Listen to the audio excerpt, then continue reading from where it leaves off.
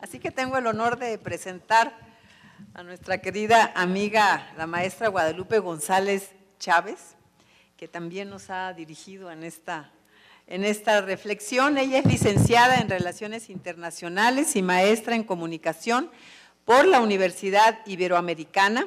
Es candidata a doctora en Administración Pública por la Facultad de Derecho de la Universidad Anáhuac. Columnista también del Foro Internacional Anáhuac en la sección global del periódico Excelsior, México, y comentarista del programa de Radio Educación Política en Plural. También ella es docente en el Instituto Nacional de Administración Pública de la Universidad Anáhuac y también de la Iberoamericana. Guadalupe es además consultora y académica. Se ha especializado en el análisis estratégico y la gestión pública, prevención, gestión de crisis y recuperación, cooperación en el campo de la salud internacional, procesos regulatorios y desarrollo de las comunicaciones internacionales. Todas esas cosas tan importantes en este mundo conflictivo y globalizado. En el campo gubernamental, Guadalupe ha estado a cargo de las áreas de desarme y asuntos políticos, agenda internacional, coordinación y asuntos políticos, vinculación con organizaciones de la sociedad civil en la Secretaría de Relaciones Exteriores del Gobierno de México y de proyectos especiales en la Coordinación General de Asuntos Internacionales de la Jefatura de Gobierno del Distrito Federal. Así que con mucho orgullo, ella es nuestra moderadora. Bueno, ese es el panel más importante, sin descalificar a los otros, porque es el de los de la UAM y de la UNAM. Un poco interesante cómo se ha venido construyendo este encuentro, porque colocar a todos los amigos, a los compañeros de la escuela, al trabajo mismo de la familia, Piñeiro y demás, es muy difícil porque estamos hablando de una producción colectiva y en eso la UAM siempre se ha distinguido. El hecho de que se haya aceptado a personas como yo en este panel, o más bien se haya invitado y nos hayan invitado a participar en un libro viniendo del poniente y norponiente de la ciudad, cuando muchos de estos debates se focalizaban en el sur de la ciudad y habían desintegrado toda esta otra parte de conocimiento público, privado y sobre todo de la administración pública. O sea, un tema que siempre le preocupaba a José Luis. La verdad, yo siempre me había hecho la idea que era una mezcla entre abogado y politólogo. No sé por qué, quizá por la insistencia en el deber, ¿no? En hacer una relación entre el deber y la práctica. Y aquí hay una cosa interesante porque realmente refleja este componente nacional, o sea, nos trae todo su trabajo que tiene una casta, talento y talante claramente tamaulipeco neolonés, digo, para salir de la discusión, su presencia y la presencia de muchos expertos y gente que reflexiona del norte, se vuelve muy importante en este intento de integrar a México, ¿no? Viniendo de alguien que había nacido en el norte, pero que adquiere todo un rigor en el Colegio de México, en su metodología, que adquiere mucho de la pedagogía de la Universidad Nacional Autónoma de México. Fue mi profesor. A lo mejor por culpa de él ya no terminé sociología, sino relaciones internacionales, nos inspira en esa vinculación, pero trae la epistemología de la Universidad Autónoma Metropolitana, abierta, interdisciplinar, multidisciplinar, que es donde se consolida todo este esfuerzo. Además, esta vinculación siempre tratando de ser el puente entre el norte y lo latinoamericano. Entonces era como que en AMEI, en la Asociación Mexicana de Estudios Internacionales, se discutían unos temas y entonces él iba también a LASA y a la Asociación Latinoamericana de Sociología y traía la discusión y tenía que educar en su familia a una bióloga y a un sociólogo, que además eran gemelos. Y entonces, ¿cómo equilibrar el tema de género, ¿no? Y entonces siempre vemos que en sus proyectos hay un equilibrio de todos estos factores y especialmente también el de género. O sea, nos da la oportunidad de, siendo jóvenes o resistentes. ¿Por qué es importante esto? Porque él claramente venía de una formación internacionalista muy centrada en el conflicto este-oeste. Entonces, tratar de incorporar esta visión más amplia, pues siempre era un puente, ¿no? Y si no estabas hablando de Estados Unidos o del conflicto este-oeste, pues no te invitaban a los foros internacionales de discusión, ¿no? Entonces, y José Luis siempre buscaba eso. Cuando era invitado en Estados Unidos siempre iba y siempre decía, no sé por qué me invitan. Y yo me recuerdo que siempre comentábamos de que lo invitaban porque presentaba lo diferente. O sea, donde había miles de expertos y cientos de expertos en conflictos en Berlín, pues hablar de América Latina era bien importante, ¿no? Entonces se da este puente. Hay otra cosa importante que tiene que ver con su vocación, que tiene que ver con esta idea de la operación de la política y de la necesidad de que la academia tuviera incidencia en la política pública y del diálogo con la política pública.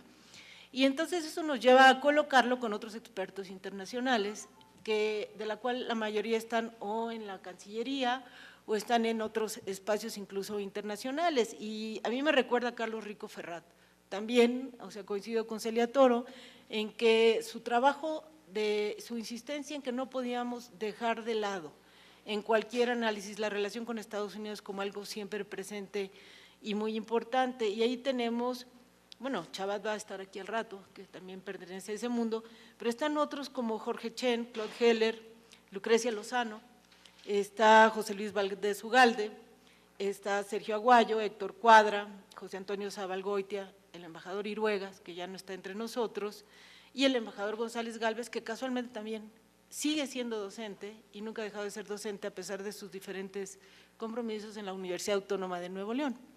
Entonces, vemos la importancia de esta integración nacional del conocimiento. Después me encontré a José Luis en otro espacio muy importante en materia de seguridad nacional, que fueron los primeros diplomados en seguridad nacional que impulsó Edgar Jiménez y un grupo de latinoamericanos, ayer estaba por aquí uno de ellos, chileno, que venía de otra beta que no era la beta del Centro de Estudios Latinoamericanos, sino que integraba a gente que venía de la experiencia pública y también la participación, experiencia que después se cristaliza no en la Ibero, sino en el Instituto Nacional de Administración Pública, donde hoy ese trabajo se ha vuelto especialidad en inteligencia y seguridad nacional. ¿Por qué viene a ser muy importante? José Luis pelea porque no solo se trataba de traer el pensamiento internacional, sino de reconocer a los nacionales, y en ese esfuerzo se integran también exdirectores del CISEN, funcionarios públicos de gobernación, y José Luis pelea porque se abra la agenda adentro. ¿En qué terminó eso? Bueno, ya empezamos ese debate ayer sobre si agenda ampliada o cerrada, y muy sabiamente los coordinadores de la especialidad decidieron partirlo, y podemos discutir estos temas, incluido el cambio climático, la salud, la paz y la seguridad desde un enfoque más completo. Y bueno, desde avanzada, ¿por qué? Porque justo hoy, si uno revisa la agenda de Naciones Unidas y los discursos estratégicos de seguridad nacional del presidente Obama y de la agenda china, la agenda rusa, la agenda europea, pues todas están focalizadas en la seguridad global. Entonces vemos cómo hace 10 años ya se abre este campo. El capítulo en el que a mí me tocó participar también fue de avanzada, porque vinculaba la seguridad nacional con la política exterior, los compromisos de México en materia de paz y seguridad internacional y la cuenca del Pacífico. Hoy, a los 10 años, el Acuerdo Transpacífico es el principal elemento de la negociación internacional que puede cambiar la dinámica del comercio global.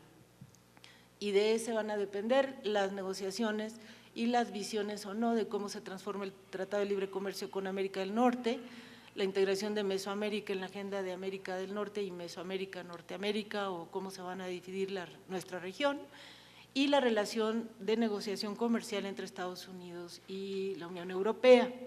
El tema de cambio climático fue abordado, las preocupaciones, hoy el tema del Ártico es un tema de la agenda. Quizás si reeditáramos el libro, habría que incorporar el tema del Ártico, ¿no? Está relacionado no solo con la mariposa monarca y las inundaciones, los meteoros, sino con la agenda estratégica energética y la sobrevivencia de nuestra región, que no podemos separar. O sea, creo que esa discusión del pasado sobre si México era América del Norte o del Sur, o América Latina, pues ha quedado totalmente superada y ya tenemos una nueva regionalidad a la que pertenecemos. Otro trabajo importante de José Luis tuvo que ver con la consecuencia que traía este libro. José Luis en ese momento era presidente del Centro Mexicano de Análisis Estratégico y Negociación Internacional y en ese carácter dedicaba tiempo a ir a reuniones a la Cancillería de diálogo académico y político. Participó en el diálogo para una política exterior de largo plazo, que fue sobre todo la agenda nacional que tiene que ver con política exterior. Después participamos conjuntamente en un esfuerzo para influir a invitación de unos diputados del PAN en lo que iba a ser el proyecto de ley de seguridad nacional, pero no solo se quedó en la conferencia de prensa donde anunciamos los puntos de vista críticos que teníamos, sino que se quedó con nosotros, acompañándonos a un grupo de académicos muy chiquitos, éramos 4, José Luis el quinto, el embajador Iruegas y 2